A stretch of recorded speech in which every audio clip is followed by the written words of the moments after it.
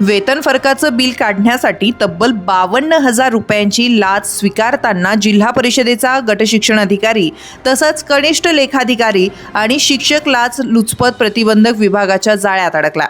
महिनाभरात तिसऱ्यांदा ही घटना घडल्यानं लाचखोर झाले उदंड असं म्हणायची वेळ आली आहे। शिक्षक पती पत्नीचा 4 वर्षापासूनचा एक स्तर वेतन श्रेणीचा फरक बाकी होता।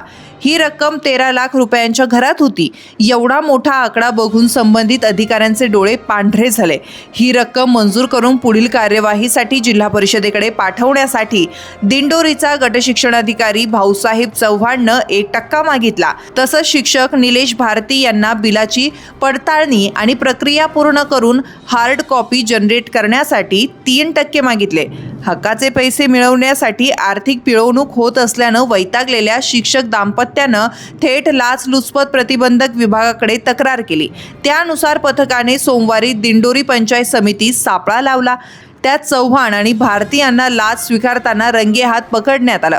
तसेच या रकमेत कनिष्ठ लेखाधिकारी देवी प्रसाद पाटील यांचाही हिस्सा असल्याचं निष्पन्न झाल्याने त्यांनाही अटक करण्यात आली।